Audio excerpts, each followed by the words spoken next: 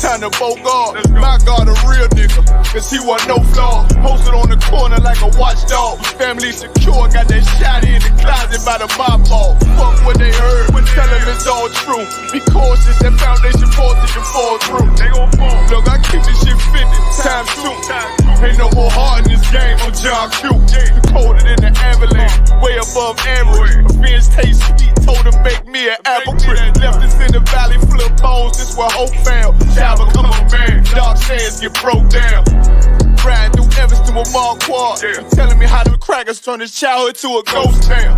Poker stop, nigga, I lay that game down. I feel his pain, cause nothing is the same now. Let my light shine like heaven through a rain cloud. Glock have a fit like my child, no tangent. Try to warn them niggas, we bear arms like tarantulas. Them other niggas rap, I make anthems. I really seen profits under this banner. Made my enemies bow down on camera. Told my design I wanted black and white like a panda. I'm better than that nigga that sunk dirty Diana. Look, I move like a facility, precious cargo. Spirit ancient, but I got a new semi-auto. Wave that bitch around like where's Wardo. Sleep if they won't, I cut through they Z's like I'm Zorro. Hate me for his name, so I gotta keep that steel clutch. Trust me, I'm not what you think. I squeeze till it click like Dorothy when the heels touch. The world got me dumb, I don't feel much. Ride around with Yara down, just left the state bridge. Looking for a bitch better than Baby's kid. Remember I dropped Quiet Storm, I've been gone never since. Still in the field, fuck them niggas on the fence, yeah.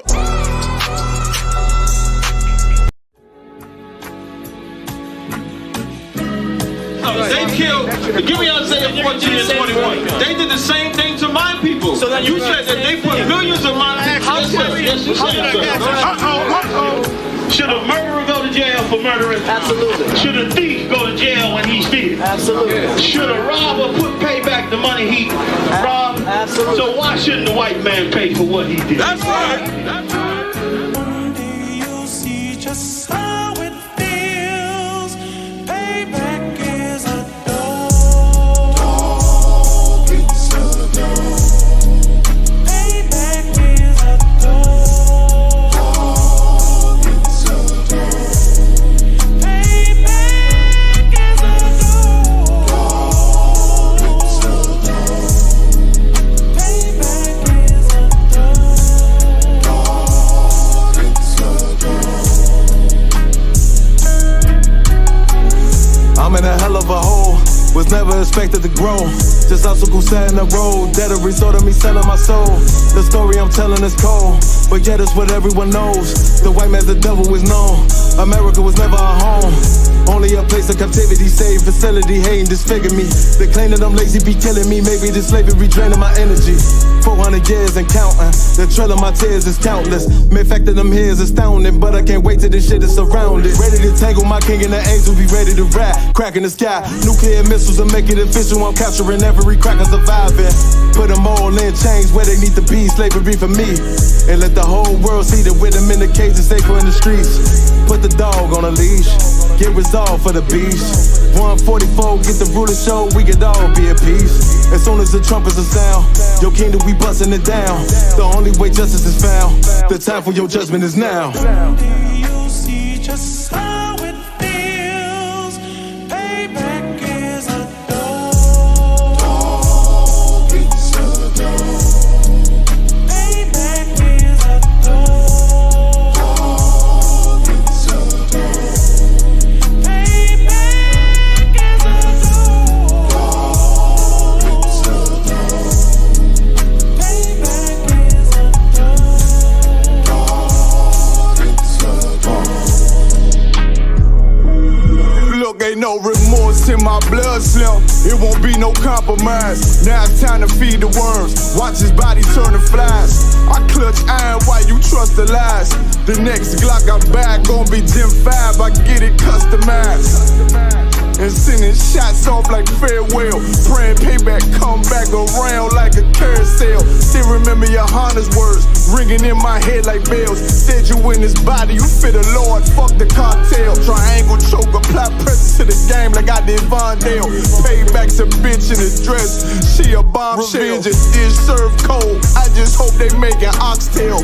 Glock fresh out the box, I swear it got that new car smell. Made myself a target in the world of mad shooters. Devils design fire for our babies to pass through. In the day of our king's reign, I'll be overzealous. They bought my jealous, I bought brand new parabellums. Someday you'll see just how it feels. Payback is a dog. It's a dog. Payback is a dog. It's a dog. Payback is a dog. Let me add myself to the stream. Alright, Shalom Israel. This is the ISUPK Wednesday history class. We're running a little bit late. Obviously, things happen, but we're going to get straight into the class. Just remember, check out Commanding General Yohanna's radio show, Monday, 2 a.m. UK time. We have classes here, Monday through Friday. We have them in the physical school, Monday, Wednesday, Thursday, 7 p.m. till 9. We have them online Tuesday, Friday, 7 p.m. till 9.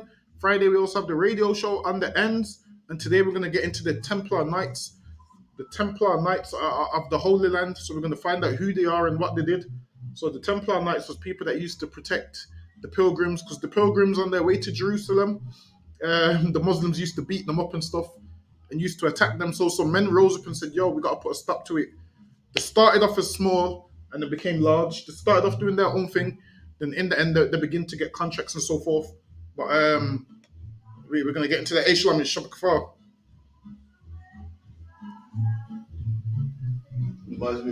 Benjamin, your mic's muted. Salakia, sir. Yahba Shemir Shabarak thought, sir. Yeah, well, Shopify, yeah, no, it's like you can just turn it up from there. It's what it's yeah. So now we're gonna go into it. So these is some of the books we reading out of. So this is the Knights, the Templars of the Holy Land.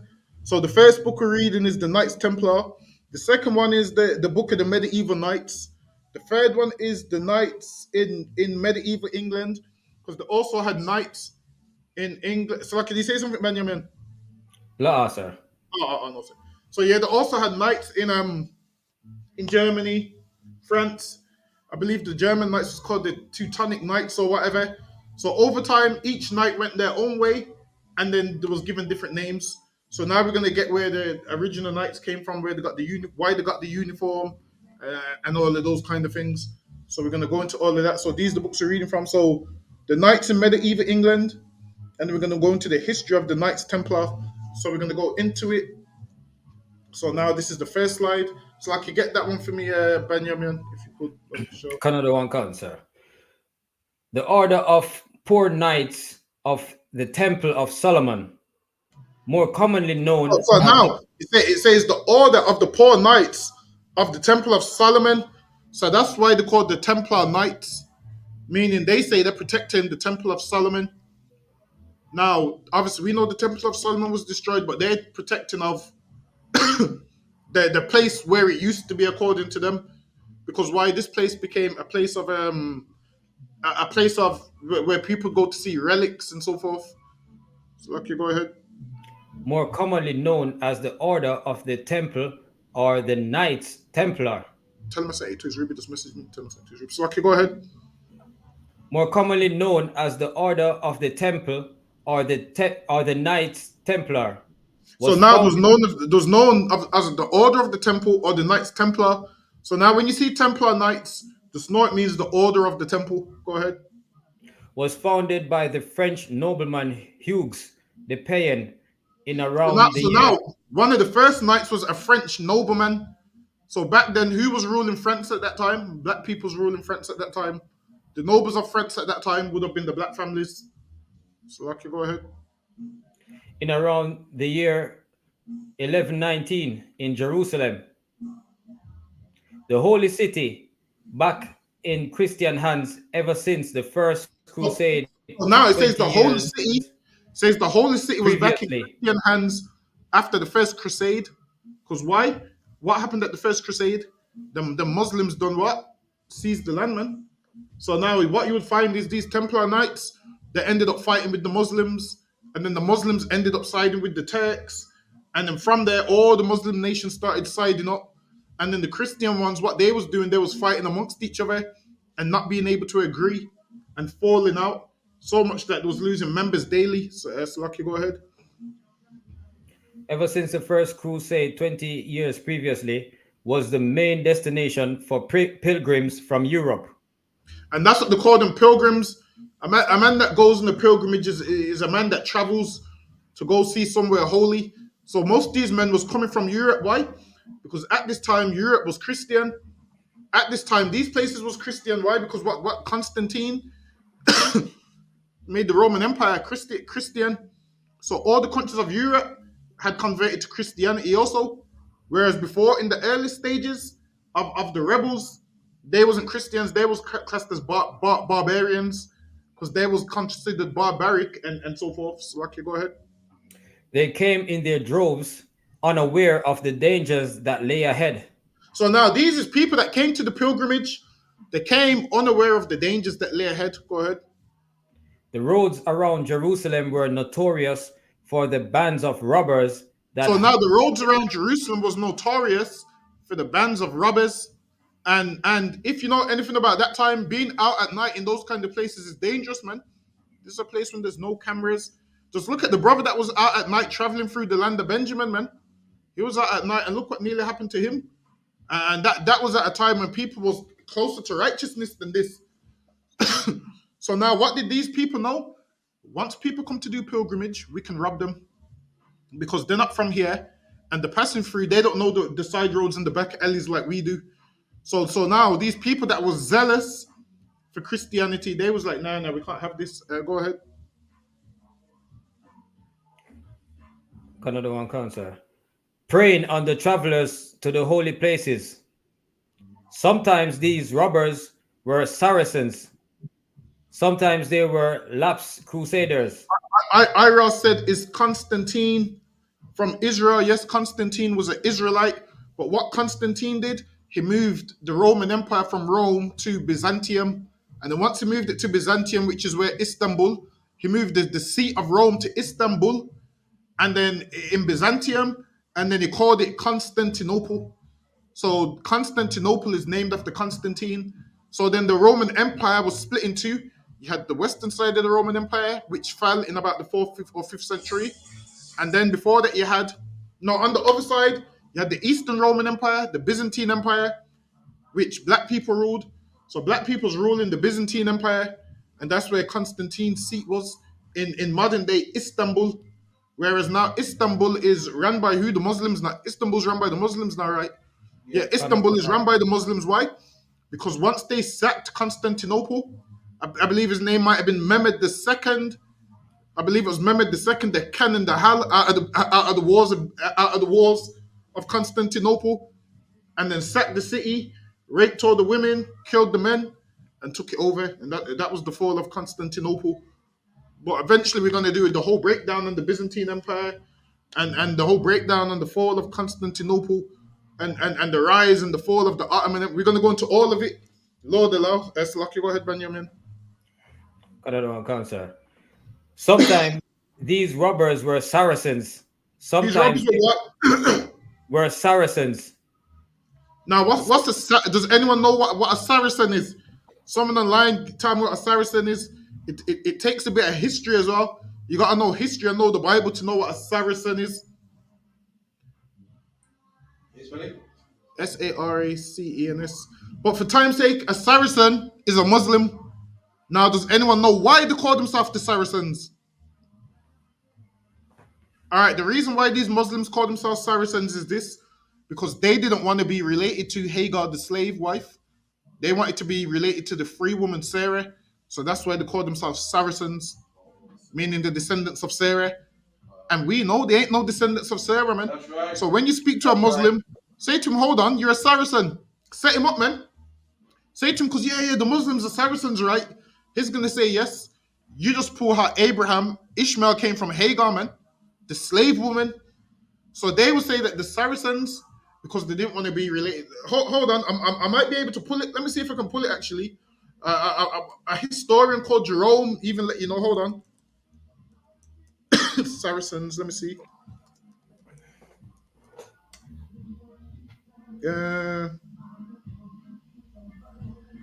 Hold on, let me see if I can get the Saracen definition.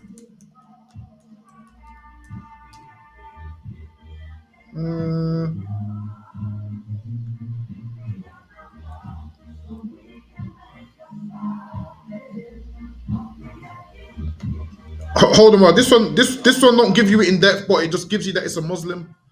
So this one will just let you know. So here it will say Saracens, an Arab or Muslim, especially at the time of the Crusades. So now this is what you do when you're battling a Muslim. You just say yeah, because these are the Saracens, and then after that you just go into who Sarah gave birth to. If anyone was a Saracen, we could call ourselves Saracens, not them, because they ain't related to Sarah.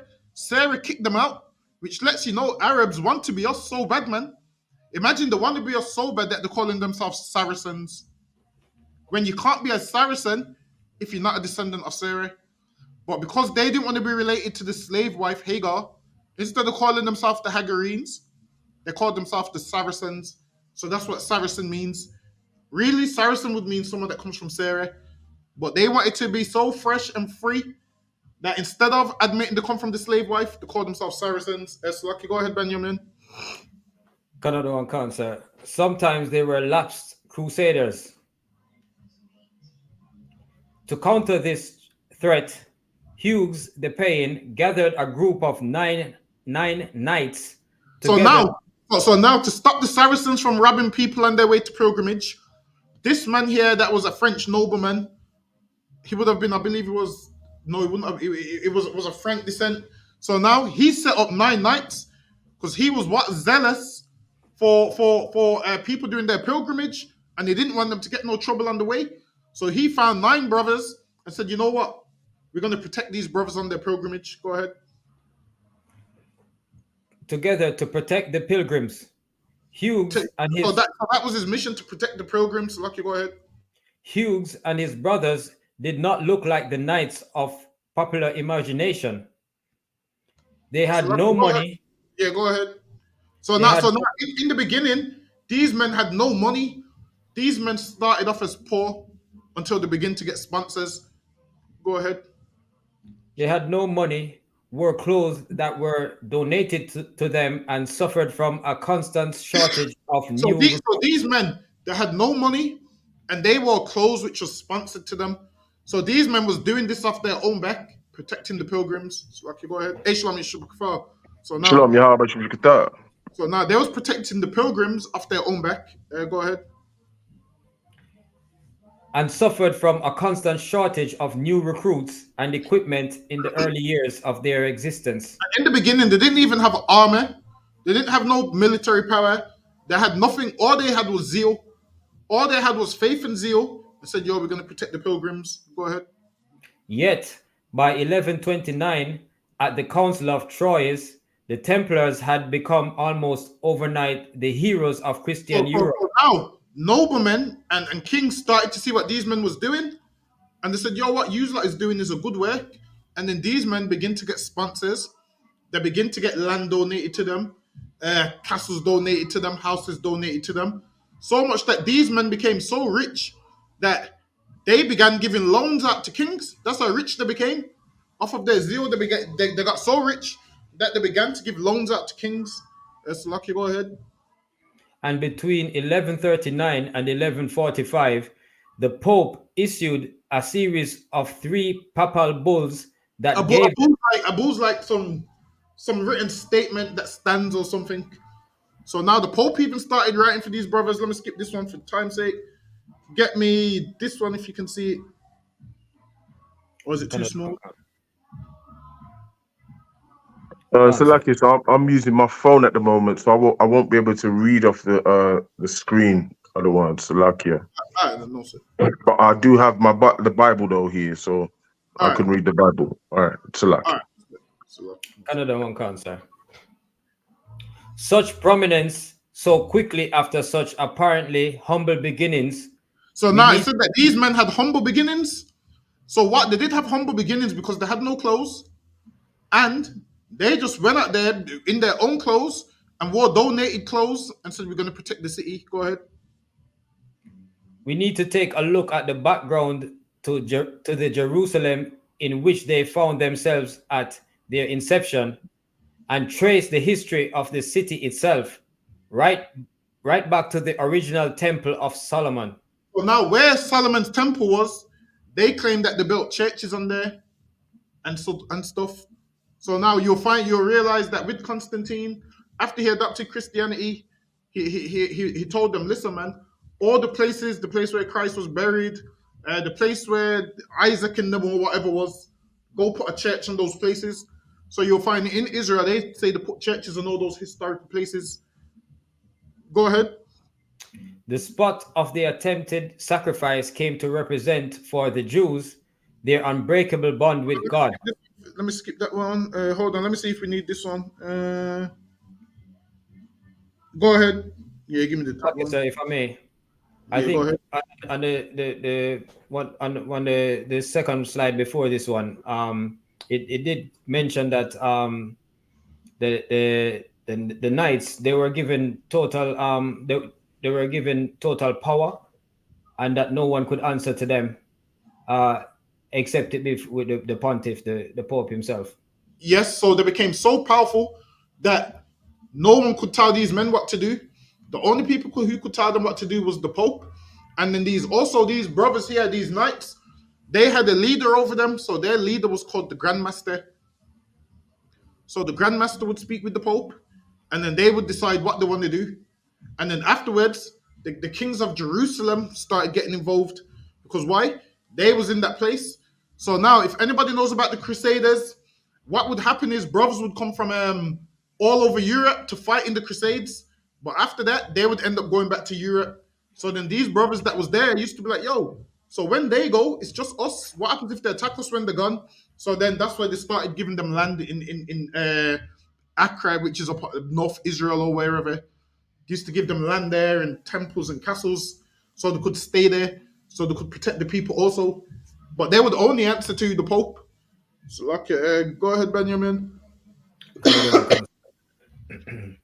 The Crusaders who stormed Jerusalem in the summer of 1099 were a mixture of lords, knights, and vassals. So nice And letting you know these all people, they're a mixture of lords, knights, and vassals. So, how can pull me a vassal? Karuan Khanson. Go ahead, Benjamin. and all had been promised full remission of their earthly So sins. now, a lot of the brothers that was fighting in the Crusade wars is because they was promised remission of sins. Some of them was excommunicated, and when you're excommunicated, obviously all you're gonna do is come back home. So they was promised, if you do come and fight in the name of Jesus Christ, then you won't be excommunicated no more, and all the evil that you done will be wiped away. So men said, you know what? I'm gonna fight so my sins is wiped away. So that's why so much men came back and started to fight. Lucky, go ahead. For taking part in the crusade or pilgrimage, as it was called. The lure of remission also proved an enticing prospect for other, less savory characters. This latter group included convicted criminals and excommunicates who used the crusade as a means of escaping punishment back home. So these men used it as a means of escaping punishment. Go ahead. Thus, Salaki, other one. Go ahead. Salaki, if I may, sir, is vassal spelled? Sorry to cut you there, sir. Is vassal spelled Victor Alpha Sierra Sierra Alpha Lima? Yeah. Okay, can't. I've got it when you're ready, sir. Salaki. Yeah, go ahead. Give me a vassal. Okay, vassal, a holder of land by feudal tenature on conditions of homage and allegiance. Villain. So now that's what a vassal is. So now also there's a thing called a vassal state. So now if I run England and I'm stronger than France, that could be a vassal state, meaning them men are there, but really it belongs to me. They do what I tell them to do. So all these people here, they was the people that was fighting vassals, you had knights, you had sergeants, you had barons, you had all of them different ranks fighting. That's lucky. Go ahead. If I may, sir, a vassal state is a state with a varying degrees of independence in its internal affairs, but dominated by another state in its foreign affairs. Yep. So they have a degree of independence, but really they're not independent. You know what would be like a vassal state? Jamaica would be like a vassal state to England. Yeah, can't. Whereas you got some freedom, but do you have freedom? No. That's what a vassal state would be. And also, That- Ira said, so like you say, if I may again, can you break down how Christianity went from Paul and then to the Roman Catholics if it's not? All right, so what happened with that is at first the brothers had the truth. Then over time, they was persecuted. Some of them held on to the truth, some of them didn't. And then you had Constantine when they had the Council of Nicaea, and then the whole thing went left because if anybody was teaching certain things, they was excommunicated. So now they had the Council of Nicaea. In the Council of Nicaea, they was like, yo, this is the doctrine we're going to teach. So now the bishops, which was invited to the Council of Nicaea, the ones that didn't agree to teach the paganism, they was excommunicated. And then the ones that did teach it, that's how Christianity was spread. So that's how you have your form of Christianity today. Because now the truth would have been what? Back then it would have been considered taboo. And they would have said, because they come out of paganism from the Romans, it would have been too much for them. So what did they do? Excommunicated certain bishops that didn't agree with what they wanted to teach the people. So those bishops and their church was excommunicated, and the only ones that stood was the pagan ones. And that's why going forward from there, everyone started to believe in paganism because that's what you was taught by your pastor. That's what you was taught by your religious leader. Because the Council of in 325 AD in Nicaea, they decided what you can and what you should teach. They didn't change the Bible. They just gave you the breakdown for how they wanted it taught. So in that council, I believe they wrote 20 canons. And today you can read the canons, what they wrote. Most of the stuff that they wrote in the Council of Nicaea was about how the clergymen are meant to conduct themselves. So you still can find those notes today. One day we'll do a class in the Council of Nicaea, but the Bible wasn't changed there. I'm still waiting to read the part where the Bible was changed. And I've read the Council of Nicaea. I've read the Council of Nicaea, the Council of Chalcedon, the Council of Ephesians, and I ain't seen the Bible changed in none of them.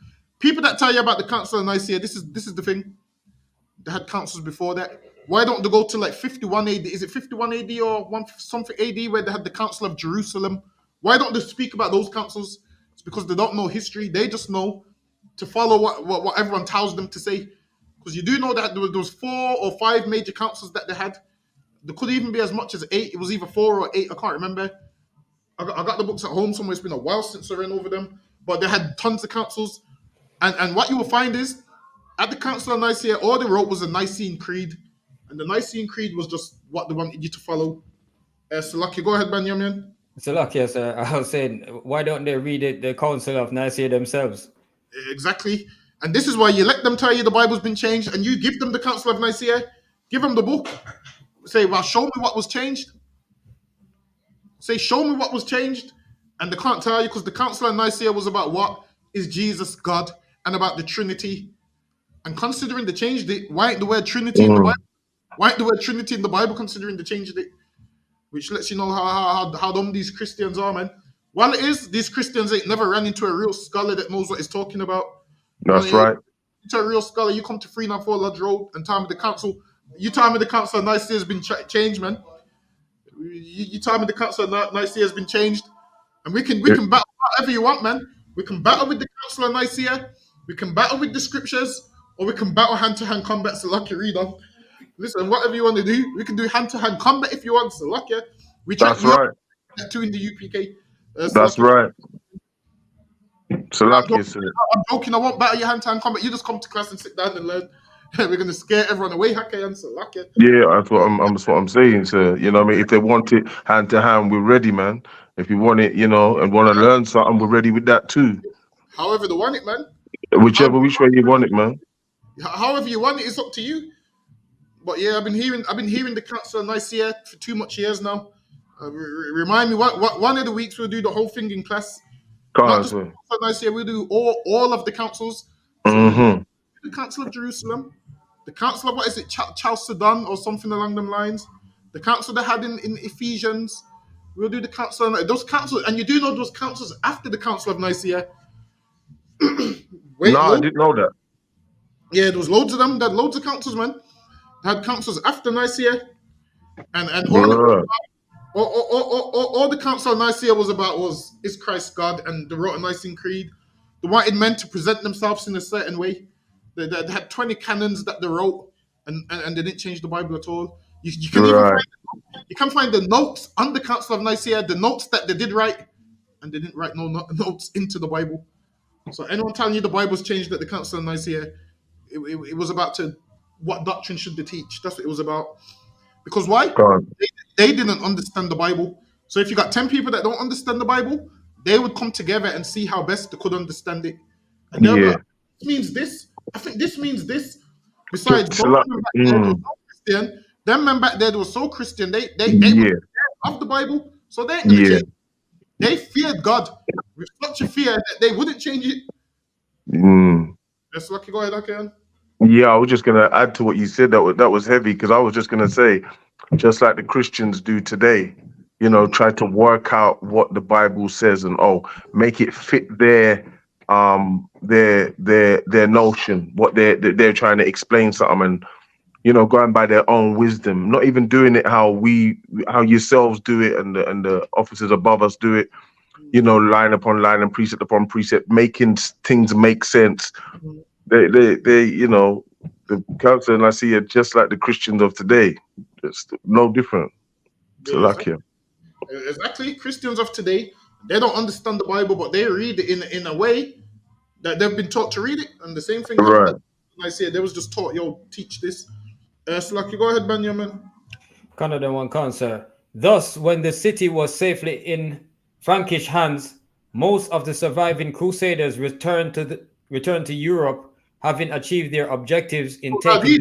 They returned to Europe. So the Crusaders, after they done their wars, they returned to Europe. So lucky, go ahead.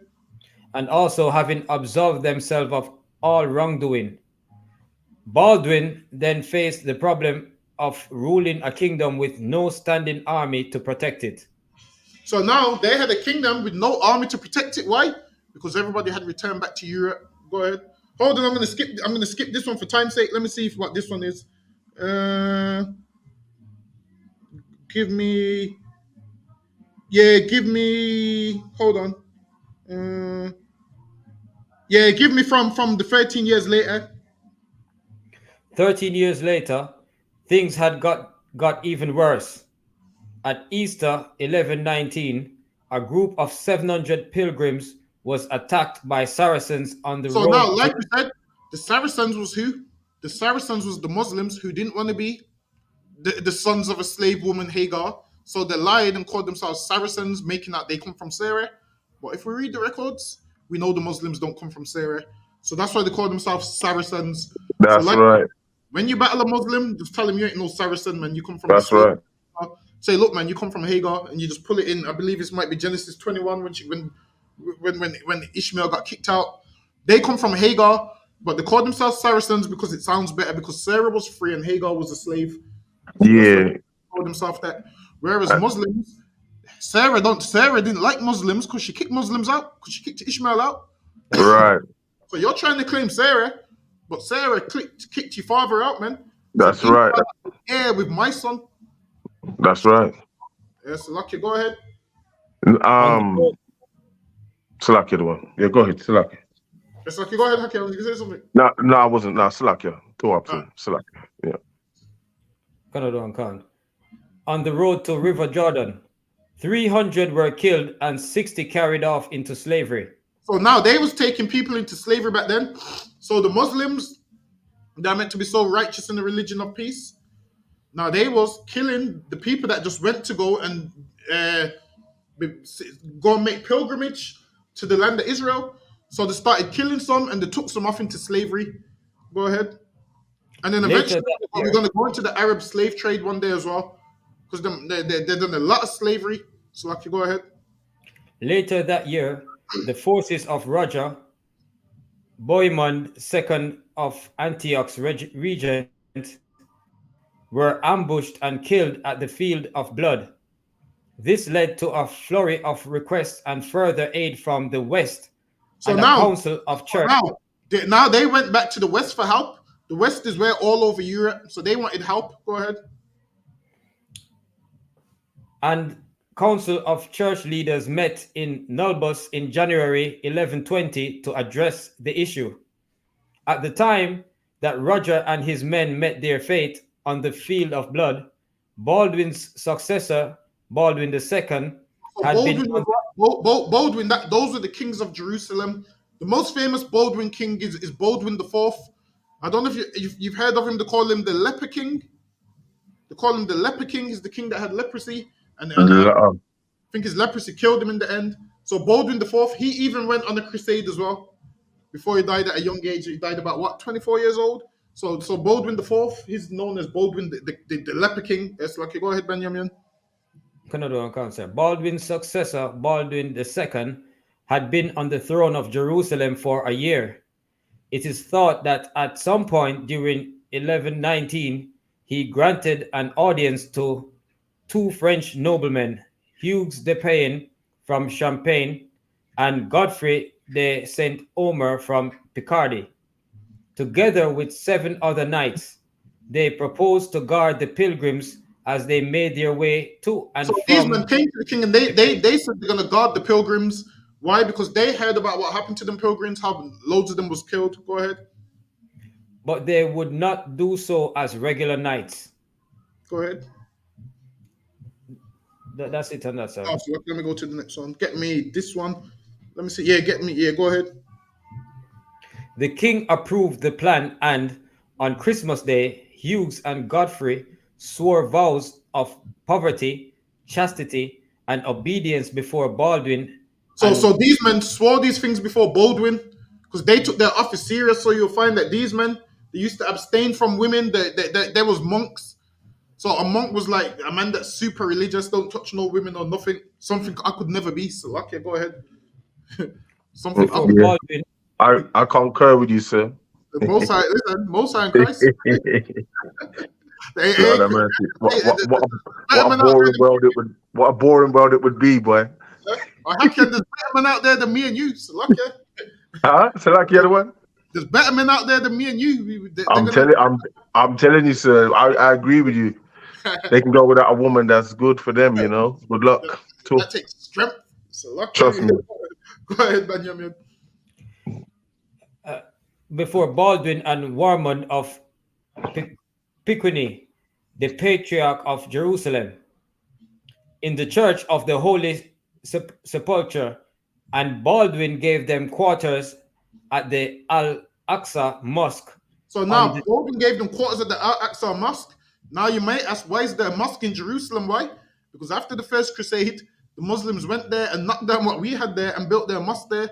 So what did the Muslims do? On the site where they say Solomon's temple was, they put a mosque there. I believe it might be the Al-Aqsa Mosque that they put there. Yes, the Al-Aqsa Mosque that they've built there. So that's what they do. They knock down what we have, and then they put their mosques there because they want to be us so bad. So, Lucky, go ahead. What the Salaki other one? You're saying the Muslims want to beat us so badly? Badly, they want to be us so bad. Have you noticed everything that God gave to us? They want to take it for them. A true thing you're talking. They want to put a mosque there. We have their told they want to fast. Everyone want to be like us, don't they? Everyone, even the Ashkenazi Jew, they want to be us. Everybody want to be us, man.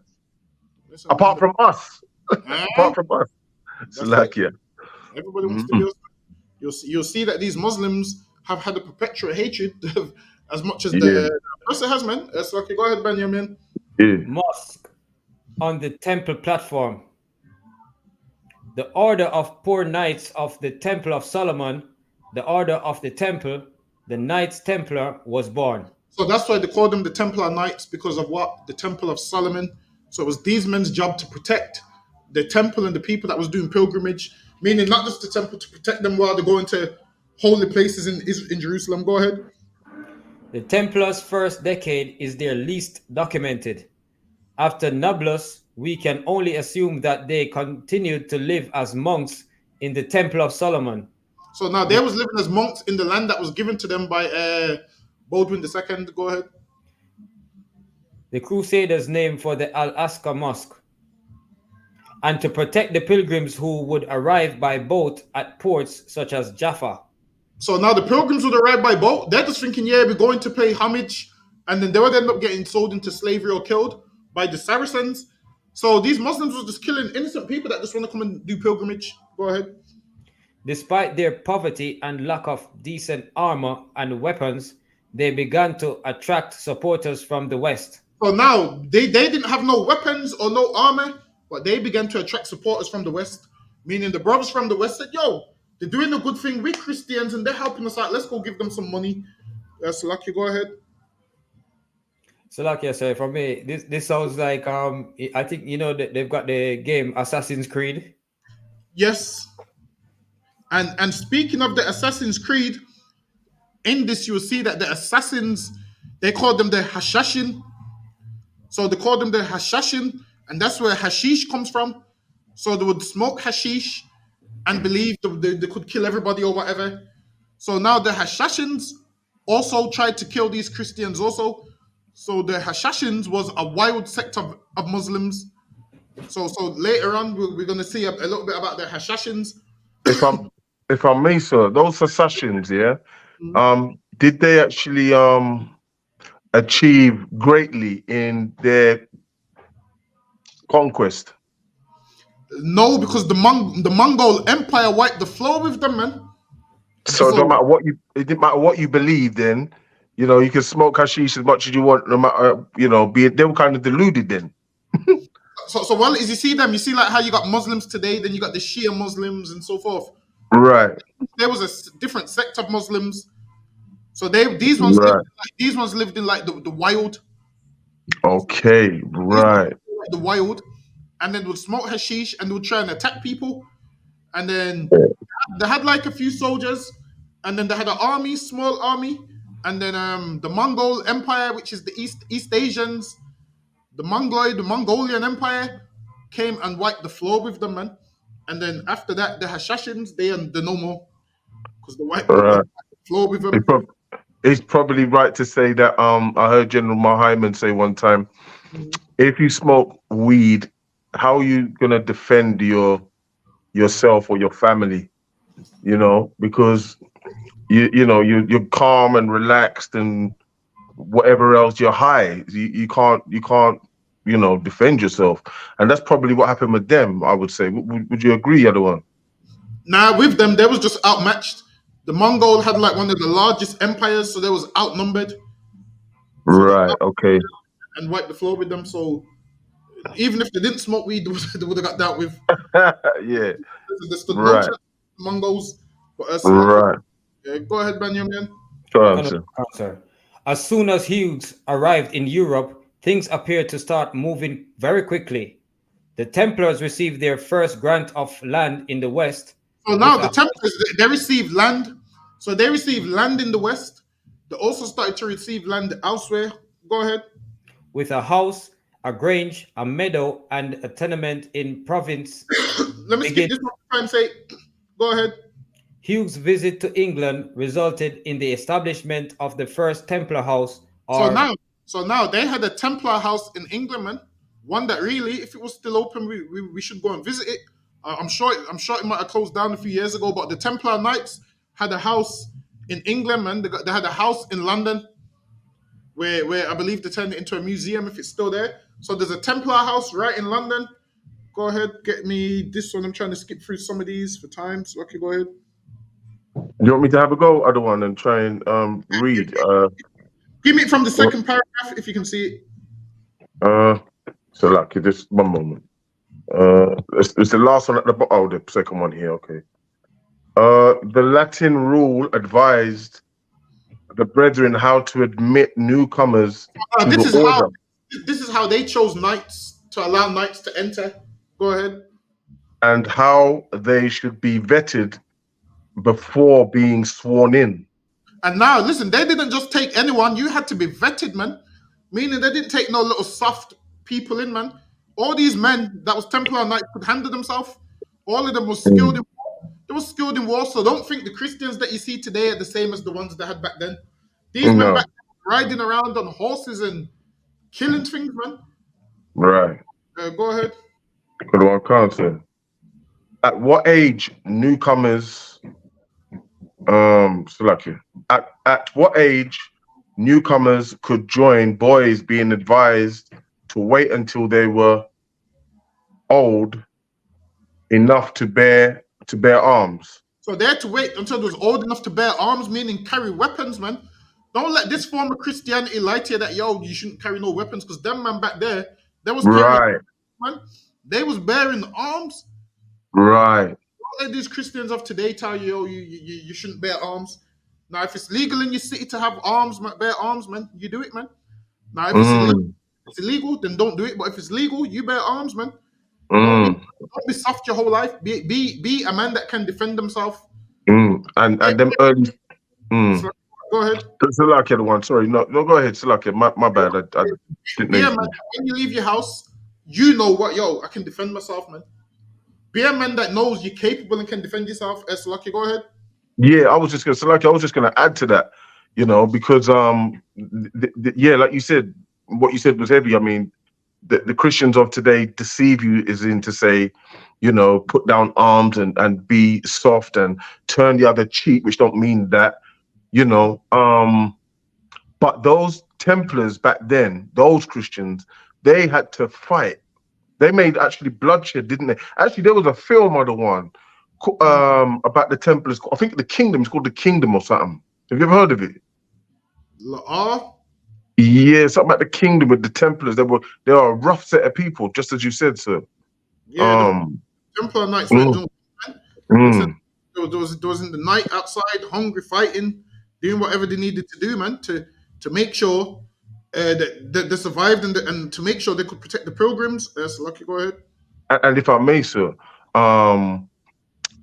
they fought. Am I right in saying this, Salakia? They fought so their people could have this life that they got today, an easy life. No, or not really. no. They just fought so pilgrims could go see Jerusalem. Right. Okay. They just fought so they could keep the lands Christian and not have it fall to Islam. Right. Okay. It's kind of what I mean, to be honest. Yeah. It didn't work. So yeah. Right. Okay. So, Lucky, go ahead. To continue, how long brothers could serve, for which was usually a fixed term, before allowing them to return to secular life. So if they so wish. Meaning a non-spiritual life or non-religious life. So after they said could return to a non-religious life, so it was just working out the terms. Go ahead. Right, could one answer. How to reprimand miscreants and what offenses would lead to a brother to be expelled from the order. So now they had they had things in place to make sure people ain't messing about, because they took their work. But hold on, I'm gonna skip this one for time's sake, because actually give me the bottom part. Actually give me from actually read them from where you was reading from. Right, one moment, please. To be expelled from the order, such as deserting the battlefield, leaving a cattle without permission, or via an unauthorized exit, and so on. Knights were to wear white habits. So now this is why the Templar Knights wear white. You've seen that white outfit they wear with the red cross? Yeah. This is where they would get their uniform, because before they came with no uniform. So then once they became an established movement, they got uniforms. So they was to wear white. The bottom part just tells you that they're to refrain from sex and all of those things. So yeah, go ahead. And Salaki, just to add to that, Jamaica, that's where Jamaicans get the word crosses from, right? I don't know if they get it from there, but I know they get it from some form of Christianity. Yeah, the crosses. I think it's to do with the crosses, sir. You know the crosses that the Templars wear, and when they came over, yeah, they used to say crosses. I think. Am I right, Banyamin? So, like I said, I think that's it. It's more. I'm thinking it's more to do with Christ carrying the cross and his trials. So they would say trials and crosses. Seen. All right then. Okay, that's another one. That's one I haven't heard. So lucky the one. No, sir. You want me to read on this bit here? Yeah, go ahead. Give me this one. Homosexuality, which was seen as being as bad as killing a fellow Christian. But now the Templars, they weren't into homosexuality either. Go ahead. Khan.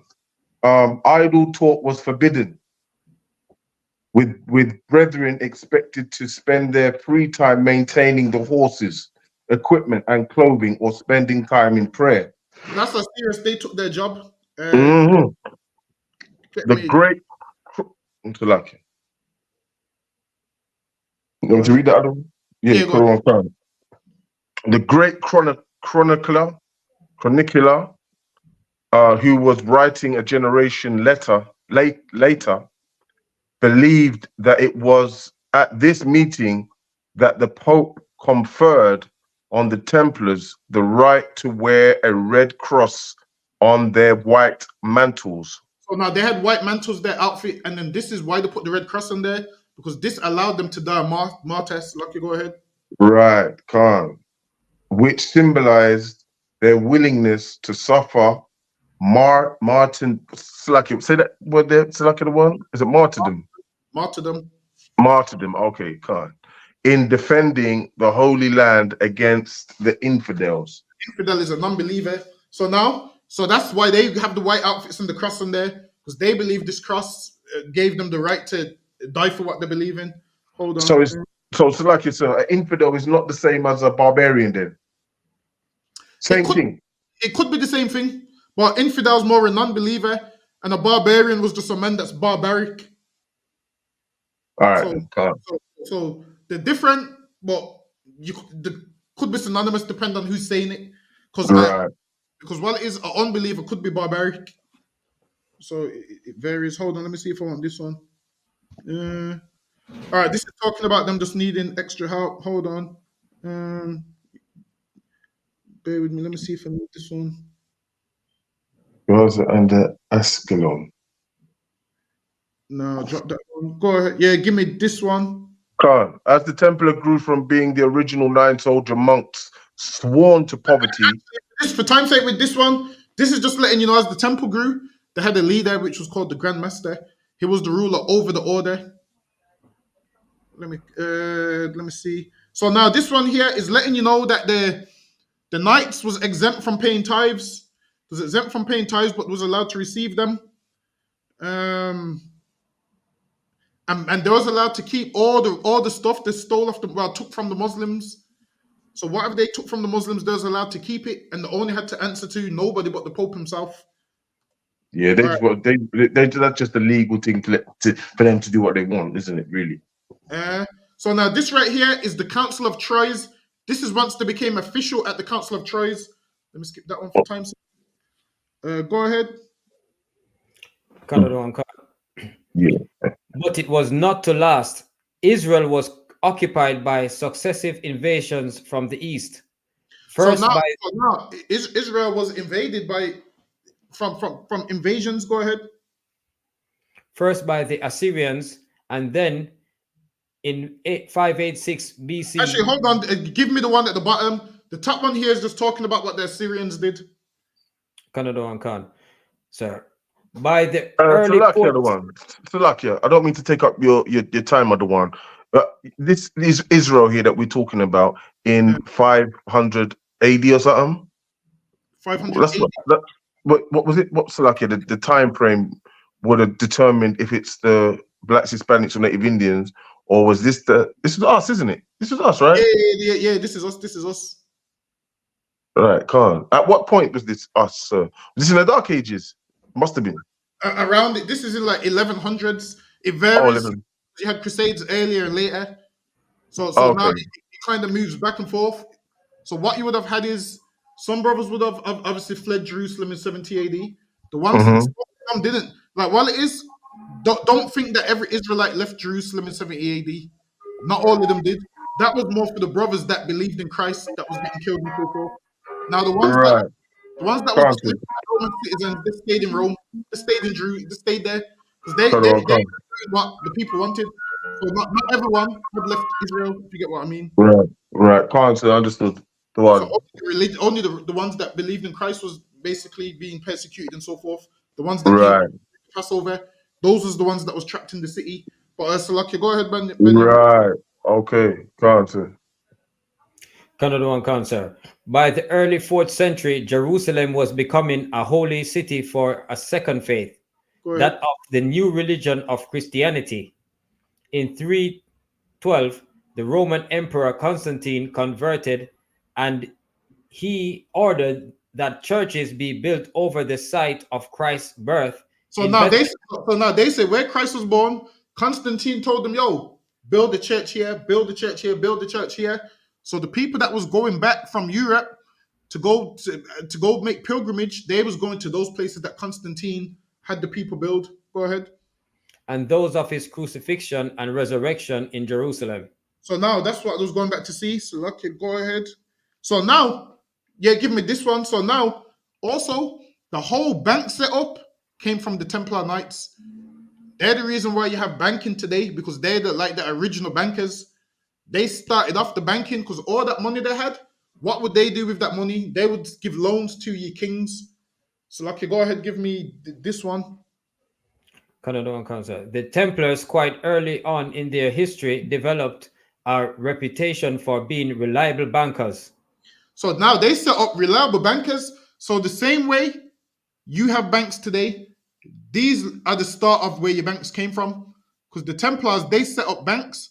So they set up banks where they could deposit your money, where they could give out loans. So they set up the banking system how you have it today. Go ahead. Salakia, sir, is that because to protect them from robbers and stuff like that when they were going on their pilgrims? Yes. So they would have like a tower where they would keep the money, and then they would have knights guarding that tower. And then other people would be like, you know what? Let me leave some of my stuff there. And then they got all this money to be able to do these loans. Why? Because people started to donate land to them, donate buildings to them. And then over time, all of that turned into money. So they was loaded. And then once certain kings were going to war in Europe, now war cost money. So then those kings wouldn't have the money. So what would they do? They would come to the Templars and be like, yo, I need a loan for this much. And then they would take that loan. And then when they make the money back, they'll pay that loan back to the Templars. If I may, sir, if I could. So the banks of today, right here, were basically they got profited of our they were, what we say about they got so much money from free labor, slavery, right? The banks and things, right? From sugarcane and whatnot. But here you're saying the Templars, right? Yeah. They were bankers themselves. They were good with money. I mean, are we looking at two different time frames, or how do they join, or do they join together? If you understand what I mean. They don't join at all. These Templars didn't enslave no one. These Templars got free land from rich noblemen donating the land to them because they was doing a good cause of protecting the pilgrims. So they was giving the land. And then over time, once people start giving you so much things, you end up becoming rich. So all that money they had, they would leave it inside their little tower.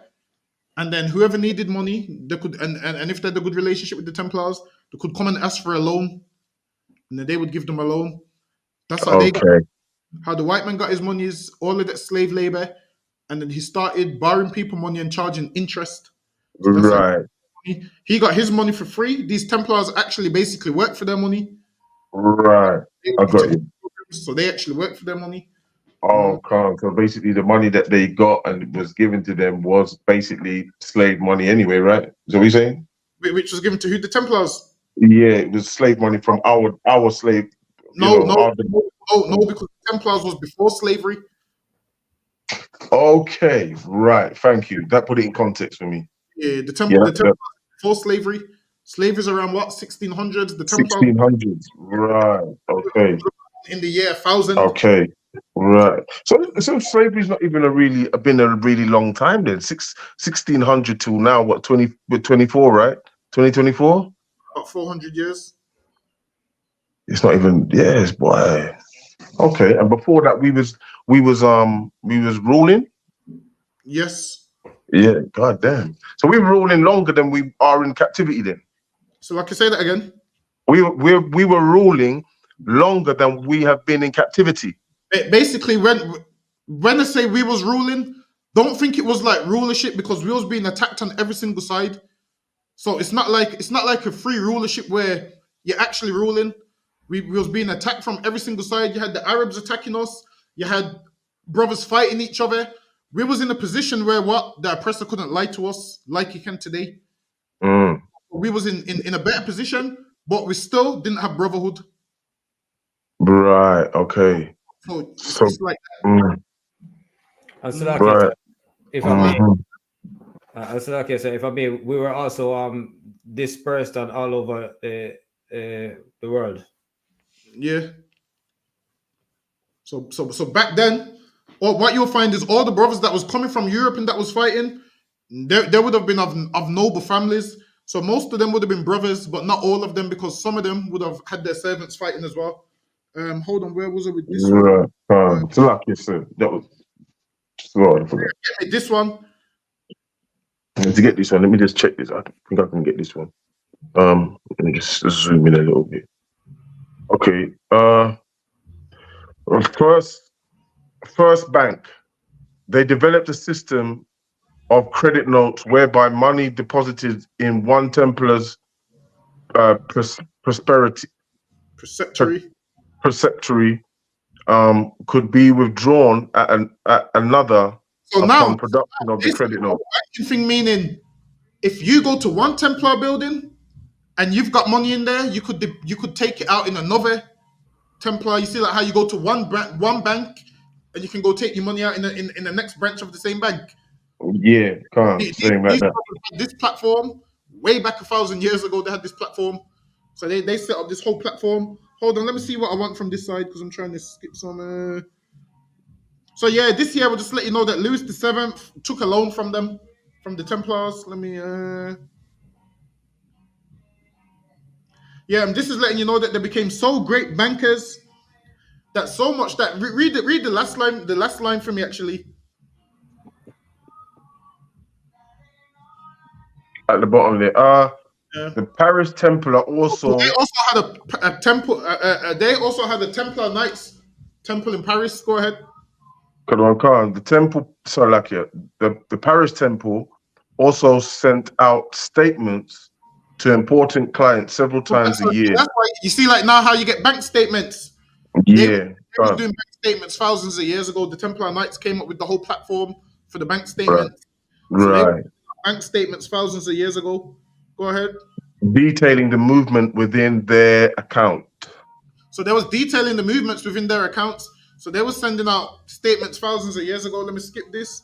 Go ahead. Yeah, give me from the part in 638. Canada and Cancer.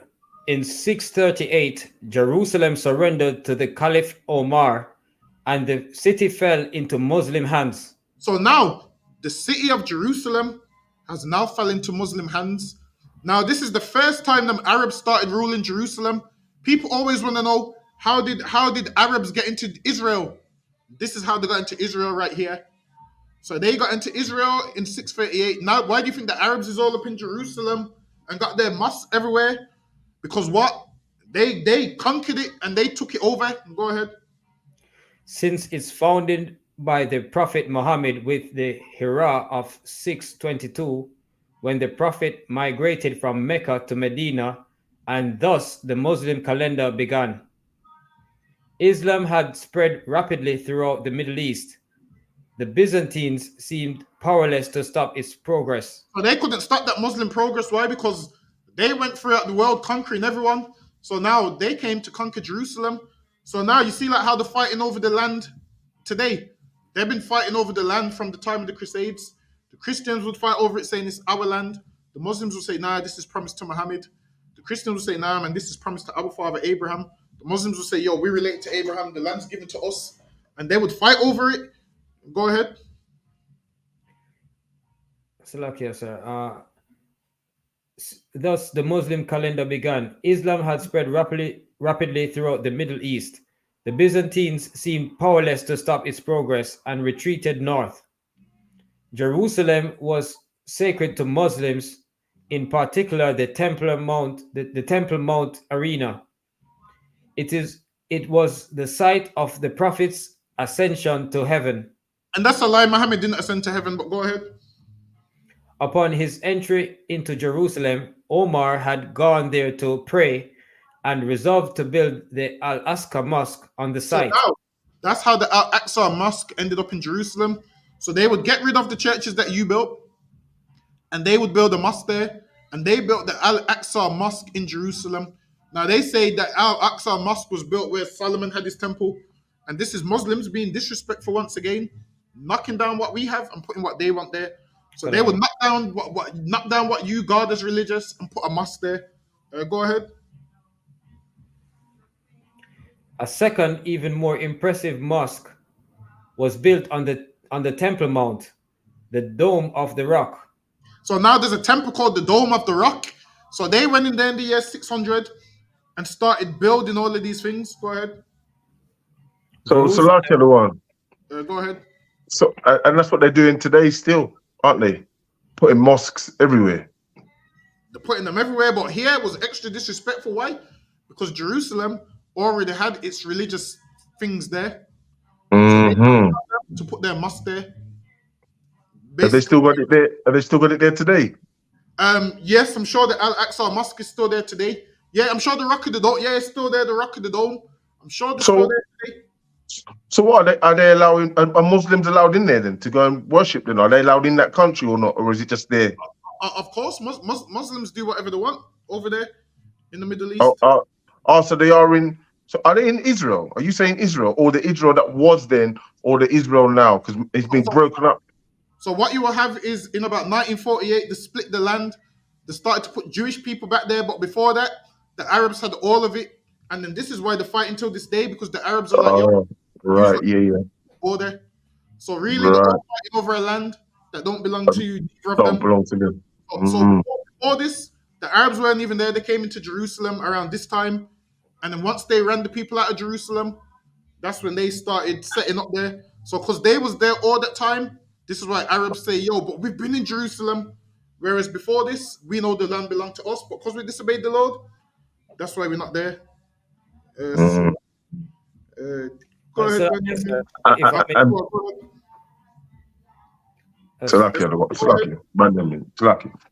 Salakia, so if I may, the Muslims, they have the audacity to put set up their mosque on Solomon's temple. Exactly. When they claim that they have Christ in the Bible as a prophet. Exactly. So it's a total disrespect for them to do that. Exactly. And what they've done is they've gone there and they've set up a mosque, and now they be working, doing all of that, and so forth, knocking everything down. I believe once they conquered somewhere in Byzantium, they what was it called, man? They had one of the tallest buildings ever. What they did is they had pictures in there in that church, and what the Muslims did when they put plasterboards over all the images and wrote Arabic writing on the images. We're gonna go into Byzantium probably in a few weeks. So yeah, they plasterboarded over it, and now once they remove those plasterboards, they tried to remove the plasterboards. The Muslim was like, you only can remove a few. So they turned it into a museum, and I think they've turned it back into a mosque again. So, go ahead, Benjamin. Jerusalem was further than ever from Christian hands. So it was further than ever from Christian hands. Why? Because the Muslims had it. Go ahead. That's it, sir. Oh, that's it. So okay. All right. Get me this one. Hold on. Go ahead. Come on, sir. I got it, Benjamin. Sir. On Tuesday the 27th of November, 10 95. Give me the part from where it says 410. So now this is when they had a council. It was telling everyone, yo, stop fighting. We need to fight those people in the east. So Lucky, go ahead. Khan Khan. He called instead that their energies be better spent fighting the infidel in the east. So and the thing is this is what us as black people should do. That's right. We should stop fighting each other Yeah. and put our energies together and combat this devil that's ruling over us, man. That's what we should do. The little fights that we fighting. Why don't we stop those little fights that we're fighting and combat this devil that's oppressing us? Khan Khan, and returning Jerusalem into the arms of Mother Church. So now they was like, yo, we need to turn Jerusalem back into the arms of the Mother Church. Why? Because they knew that these Muslims was in Jerusalem and they built a mosque and getting all their worshippers to come to the mosque. And then all of them are moving into these places once they've took it over. And these Christians are what? Outside of the land, barely allowed to go back there for pilgrimage. Some of them would be killed if they tried to go back there for pilgrimage. So they was calling a council saying, yo, we need to come together and do something. Go ahead. Khan Khan. The crowd was ecstatic with cries of deuce low.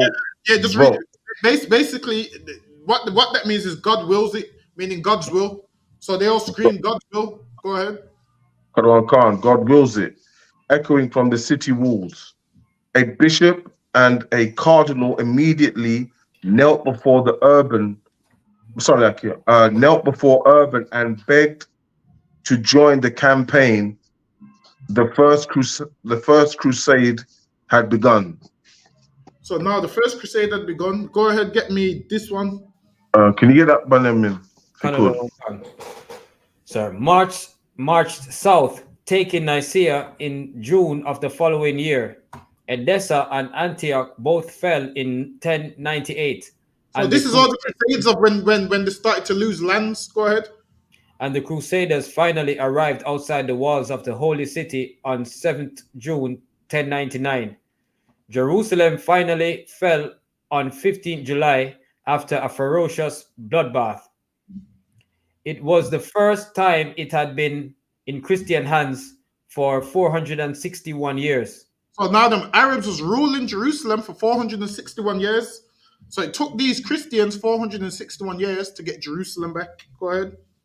One of the Crusades' leaders, Godfrey the Bullion, after refusing... Yeah, go ahead. The Crusaders made the tactical blunder of decamping to a position on the east of the city, unlike their original position, go ahead, which had been well supplied. This new eastern position had no water and also faced the best fortified section of the city walls, with rumors that a huge Muslim army under Zengi's son, Nur ad-Din, was on its way. The Crusaders lost their nerve and retreated. So now they heard that a Muslim army was on its way, so they retreated. Go ahead. The Second Crusade was over. So now the Second Crusade, the Crusaders lost. The Second Crusade, they lost horribly. They lost so bad that people were starting to say, yo, I think you lot got paid off. Hold on, for time's sake, I'm going to see if I can skip some of these. Yeah, go ahead, give me this one. There were more serious practicalities. However, although Jerusalem was in Christian hands, the majority of the population were still Muslim. So though Jerusalem was in Christian hands, most of the population was Muslim. Why? Because most of the population had moved there when the Muslims had it for like 450 years. So that's why most of the population was Muslim, because most of them had moved into the area. Go ahead. They remained second-class citizens unless they converted, but were allowed to choose their own community leaders, and as long as they paid their taxes on time, their Christian rulers were content to let them be. That's where Christians went wrong, because Muslims would never let you be, man. These Christians was content to let them be, meaning let them live there as long as they're paying their whatever they need to pay. Hold on, let me see if this is one that I need. Yeah, go ahead. As has been noted, grandmasters always had Saracen secretaries. So now the Grandmaster was what? The ruler of the knights. And they had Saracen secretaries. I don't know why you would do that. Saracens, Arabs. So they had Arab secretaries. So now if they capture the Arab or whatever, just remember not every Arab would have been Muslim. And not every whatever what not every white man and black man would have been Christian. So back then people was joining different religions as will. So lucky, go ahead. And it was not uncommon for Templars to learn Arabic. And now these Templars are meant to be Christians, but they're learning Arabic. I don't know why you would even want to do that. So lucky, go ahead. One Muslim ambassador visiting the Templars in Jerusalem was given a small chapel in which to pray. When a Frank tried to stop him, the Templars dragged the man off and let the ambassador say his prayers to Mecca in peace. And these Christians, it seems like they just wanted peace. Why?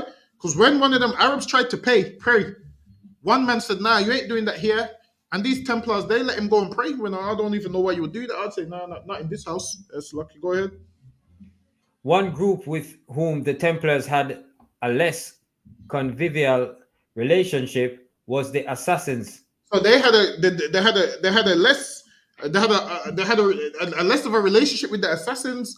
So the Assassins, they called the Hashashin, because why they smoke hash, and they used to be people that used to jump off roofs and all that kind of stuff, and used to live in the wild. So they was called the Hashashin. So if you look up the Hashashin, these would be the people that was a wild sect of Arabs, and then they got wiped out by the Mongol Empire. I believe it was was it the Mongols or the it was the Mongols. Lucky, go ahead. They were a fanatical sect of the Shiite Muslims. So now there was a sect of the Shiite Muslims. So the Hashashin was a sect of the Muslims, whereas these ones was more like the crazy sect. Go ahead. So lucky, so they would be more like what you call Hamas or they. Yes, that's exactly who they would be like. They'll be like Hamas and the terrorist ones, and that's who they would be like. They'll be like the ones that don't give a damn, basically. That's the ones that they would be like. Canada and Khan. Yeah, go ahead. They were a fanatical sect of the Shiite Muslims who had broken away in the late 11th century from the Fatimids. So now they broke away in the 11th century. I believe these ones went to go live in the mountains. Go ahead. The main Shiite regime, and set themselves up in Elbruz mountains in northern Persia and later in the mountains of the Lebanon. So now these ones lived in mountains. Go ahead. Their leader became known to the Franks as the Old Man of the Mountains. Go ahead. The Shiites were strongly messianic and mystical, believing in the coming of the Mahdi. So they believed in the coming of the Mahdi, whatever they believe in. So they believed in all of that stuff. So they was highly religious on whatever on the side that they believed. Go ahead. The guided one who would appear to destroy tyranny and establish paradise. They pursued their goals through an unpredictable campaign of terror in which their goals in an unpredictable campaign of terror. So these Hashashin, they would cause terror. Go ahead. In which assassin killers would murder their opponents in audacious. So they was known for murdering people. Go ahead. Murder their opponents in audacious, sometimes suicidal attacks. And suicidal attacks.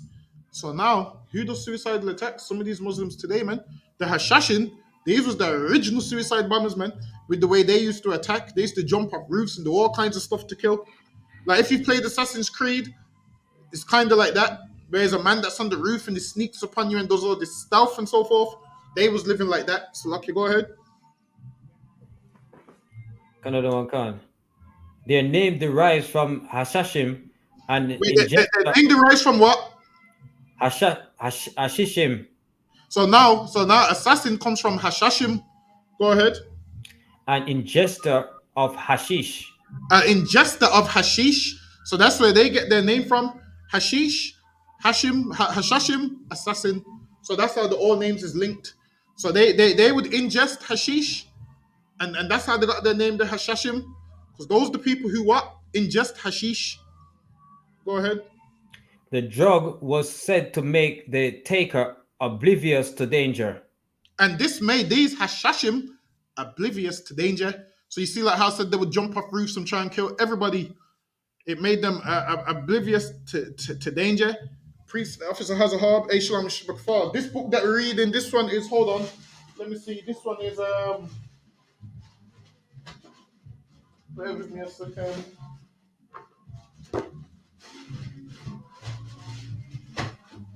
This one is the history of the Knights Templars.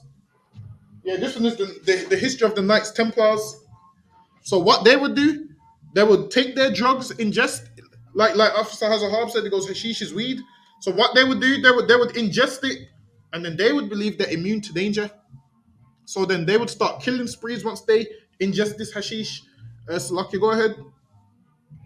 Frequently, these victims were Muslims from the main rival sect of Islam, the Sunnis, or even the Shia, or even other Shiite groups.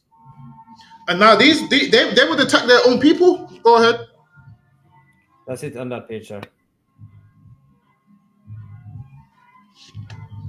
That's it. All right, give me the next one.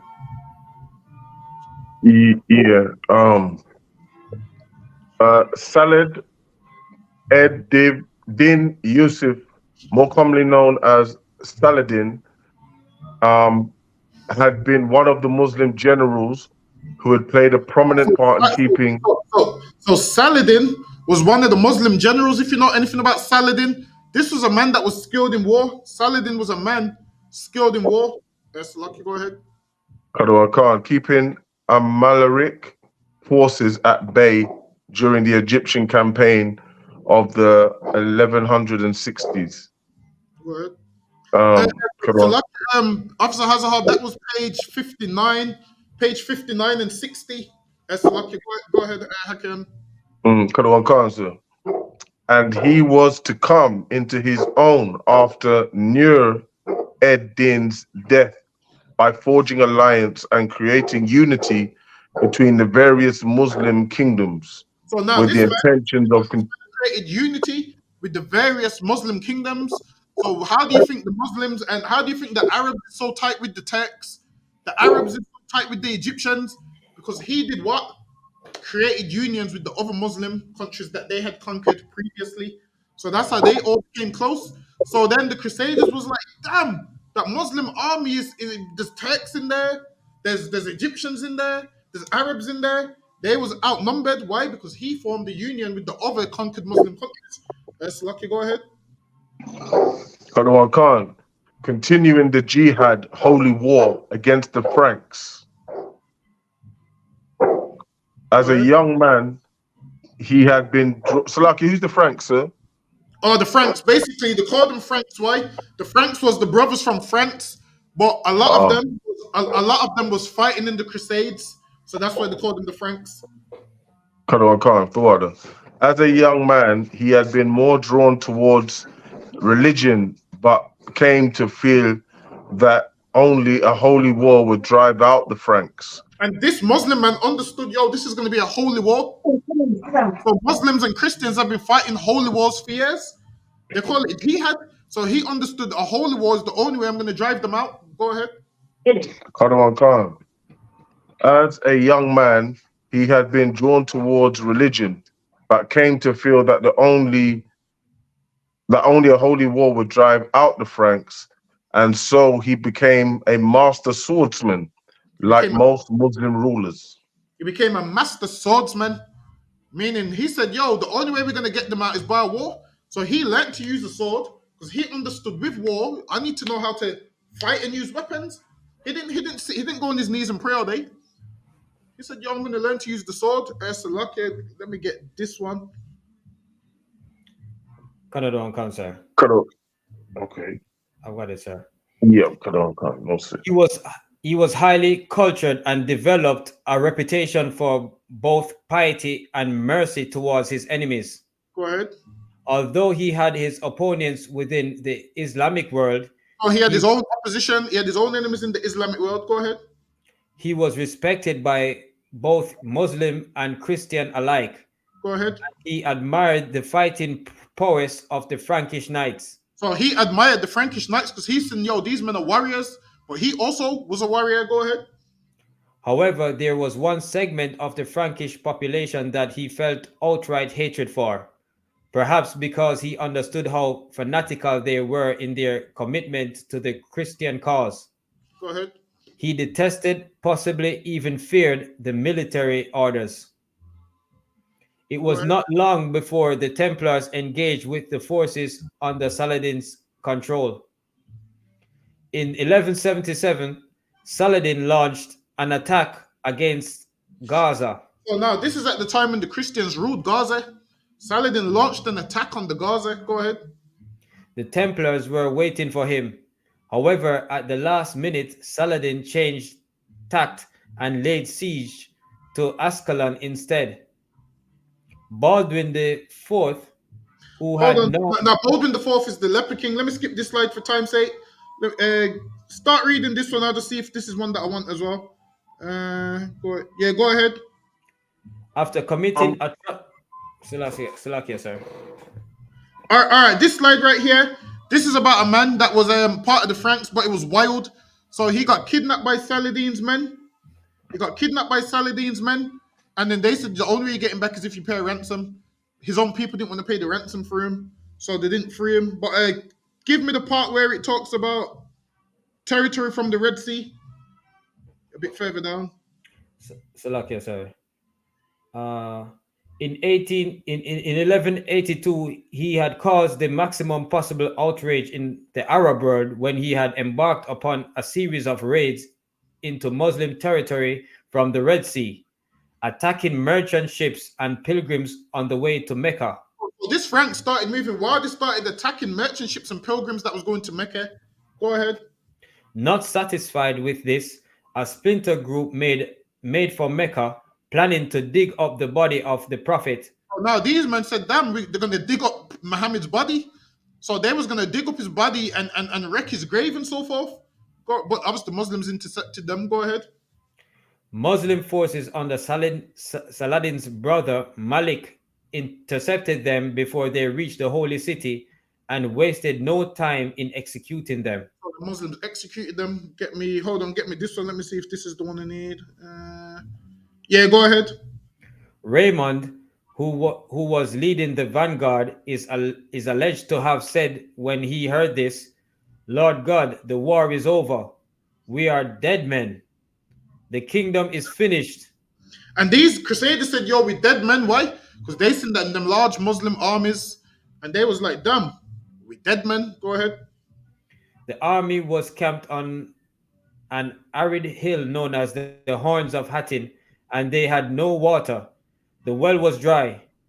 During the night, Saladin's men set fire to the scrub at the foot of the hill. Well, now where these Saladin's men set fire to the hill? Go ahead. And the breeze carried it upwards, choking the Franks. At dawn on 4th July, Saladin's forces attacked. Crippled by the summer heat, thirst, and smoke, the Crusader army stood no chance. It was a disaster greater even than Cresson. So it was a disaster from the get-go. These had burnt the hill, the smoke's choking them, and then after that, the Muslims came up on them and captured them. Go ahead. Muslim custom decrees that a man who is offered food or water shall be spared. After his capture, Saladin offered a glass of water to King Guy, who gratefully accepted it. The glass was not offered to Reginald of Chilton. So you know what that means? If a Muslim doesn't offer you a glass of water, that means he's probably going to kill you. In their religion, they believe if they offer you food, they can't kill you or they're not going to kill you. Go ahead. The most hated man in the whole of the East. Instead, Reginald was offered the choice of conversion or death. And he refused to convert. Saladin wasted no more time and personally decapitated him. So they offered this man convert to Islam or die. And he said, yo, I'd rather die. So Saladin himself decapitated him. Go ahead, get me this one. Hold on, let me see how much slides I got before we need to roll. Go ahead. Hospitalier captives were given the same ultimatum: And tons of to all the other captives was given the same ultimatum: convert to Islam or die. Go ahead. apostasy or death. Saladin's hatred of the military order was founded upon his belief that they were the most fanatical of the Frankish warriors, and the aftermath of Hattin proved him right. The Templars were so eager for martyrdom that there was almost a stampede to be the first to be And these men beheaded. didn't care, man. These men was like, well, damn, you're gonna have to kill me. They said to them Arabs, them Muslims, damn, you're gonna have to kill me because I ain't converting to that garbage religion. They said I'd rather face death than live as a Muslim, man. So they all lined up to go get beheaded. Go ahead. All 230 Templar prisoners and those of the hospital were executed. Executed 230 Templars. So Hey, after this, the Templars they lost a lot of their men. So what the Templars had to do later on down the line, they started to bring in random men as knights. So then they started to bring in men that was drunk and unstable and couldn't focus and couldn't follow orders and pay attention because they had lost all their warriors. Why? Because all their warriors was beheaded because they refused to accept Islam. But Slacky, go ahead, brother. Canada Cancer.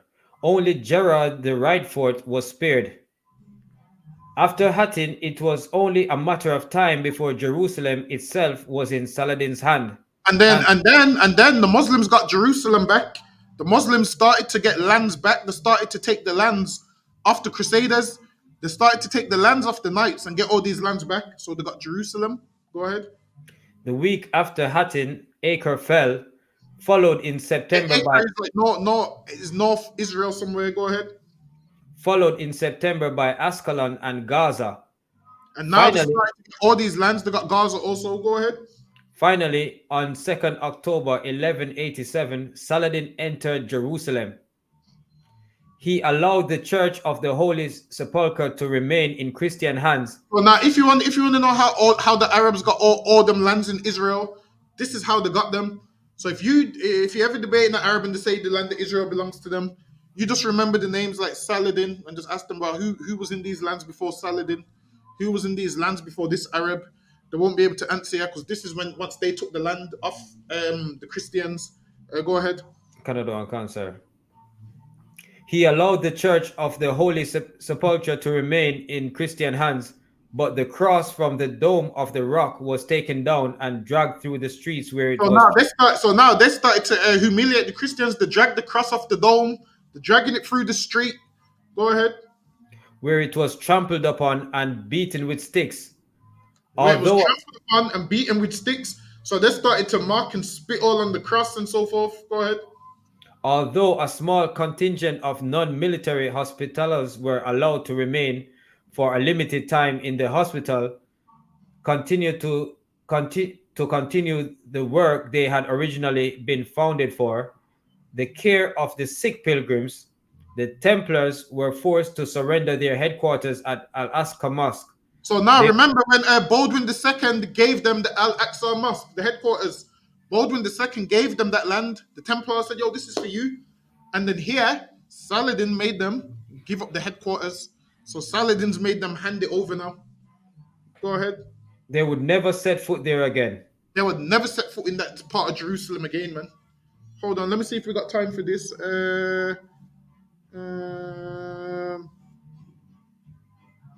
Yeah, give me this one actually. I'll make this the last one. Canada Cancer. The Franks had no time to put their house in order before a new crisis loomed.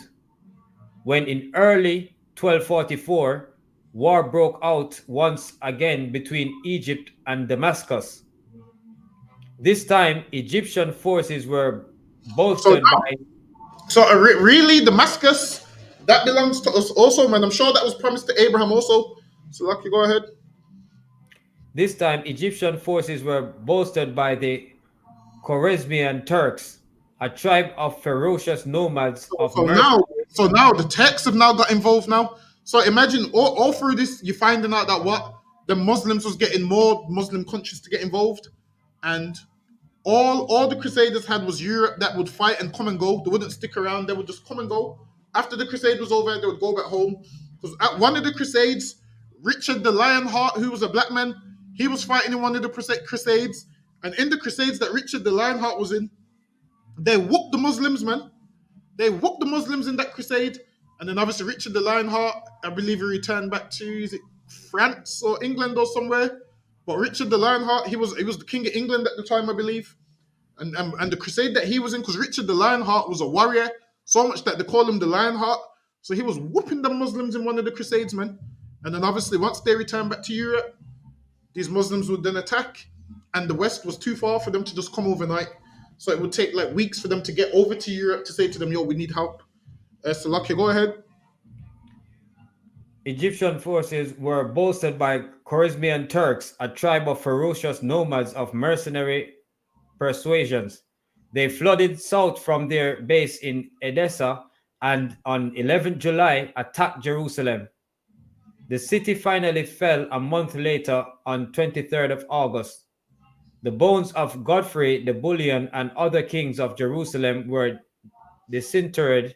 So now they attacked Jerusalem, and then the brothers that was dead in their graves, they started digging up their graves and desecrating their bones and so forth. So whenever people say to us, so why don't we find the bones of people in the Bible? Because what you'll find is once people conquer land, they destroy the graves anyway. Like we went over this last week in the catacombs class. They destroy the graves, they take whatever they want for relics, and these Muslims was destroying all the graves anyway. The graves of the people that you was coming to visit, guess what these Muslims was doing? Destroying those graves, man. Why? So it's an extra disrespect to you. So of course you're not going to find no bones there. Go ahead. The city finally fell a month later on 23rd August. The bones of Godfrey the Bullion and other kings of Jerusalem were disinterred, and the church of the Holy Sepulchre was set alight. Jerusalem. And now they set the church alight. So now they're burning all the stuff that the Crusaders would have had there. They're burning everything down now. Go ahead. Jerusalem would never again be under Christian control. Wait, Jerusalem would what? Would never again be under Christian control. Jerusalem would never again be under Christian control. Why? Because the Arabs is now ruling and they're burning everything down. And the reason they're burning everything down is why? So you have no reason to come back there. I mean, if you've got monuments there, you're going to want to go and visit. So they're like, yo, if we burn it down, they got nothing for them to come back and visit. Go ahead. But worse was to follow. The Khwarezmians headed south, joining forces with the Egyptian army at Gaza. So now the Turks started to join with the Egyptians now. All these Muslim nations is joining up. Go ahead. On 17 October at Alaforbe, the Frankish forces attacked the combined Muslim forces. It was a disaster. They tried to attack them, but it was a disaster. Go ahead. The Damascenes deserted, and the remaining Christian forces were slaughtered. And the Christian forces were slaughtered. So the knights and them, they were slaughtered, man. Why? Because all these armies linked up and they was outnumbered. Go ahead. With at least 800 being taken prisoners and sold into slavery in Egypt. Now, a ton of these Christian knights was taken into slavery and they was sold into Egypt. It was taken and sold. It was taken and sold into Egypt like Joseph was taken and sold into Egypt. A ton of them was just taken and sold. So the Arabs took them, the Turks, Egyptians, the ones that they didn't kill, they ended up becoming slaves. Go ahead. Among them was the Templar Grand Master, Ahmad de Perigord, who disappeared into the bowels of the Egyptian jail and was never seen again. So now the Grand Master is the leader of the knights. They said this man disappeared in the jail and was never seen again because obviously they would have murdered him. So this man, they murdered him and he was never seen again. This was the boss of the Templar Knights. Go ahead. The order was also lost somewhere between 260 and 300 knights. Only 33 Templars. So imagine all them knights was killed and loads of them was sold, and only 33 knights survived that whole onslaught, which means they lost at least 70% of their members. Go ahead. 26 Hospitallers and 3 Teutonic Knights.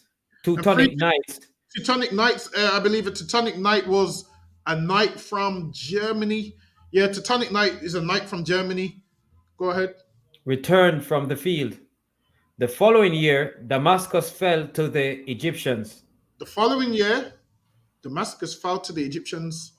The Egyptians started ruling over Damascus, and that was that. And so lucky we were up on the time. We didn't even get halfway through. If anything, if we don't switch gears, we'll probably finish it off next week. With that, clap it up. That's the end of the class. So lucky, Hakim, you got the security announcements. I still haven't got them, you know. That's terrible. Salaki, I'm gonna get it. Salaki, I really haven't got it. Yeah, don't worry about it. All right. With that, you can. So say that again. Yeah, no, sir. Also, remember, we have class tomorrow, 7 p.m. till 9, the scripture breakdown class. For everyone logging in, for to Hakayan and Banyamyan and everyone online. We was running a bit late this week. Next week, we're going to be on time, so lucky, because we didn't even get halfway through. Hakayan, you can call it. God, Men of Israel, Amajim Shabbat, Amajim, Barak, Yahweh Shimi Hawashai Barak Athar, Yahweh Shem Yahshua Kafam. Yajimatah, class dismissed. Salaki everyone, I'm gonna get the sheets for next week. I'll get it now. Salaki. Yeah, remind me, I'll send it to you. Kadawan Khan, Tawada. Appreciate it. Shalom Israel will be here tomorrow. Shalom. All right, Shalom, Lord of Christ. Shalom, sir. Excellent class as usual. Listen, Christ, Shalom, Lord of Christ.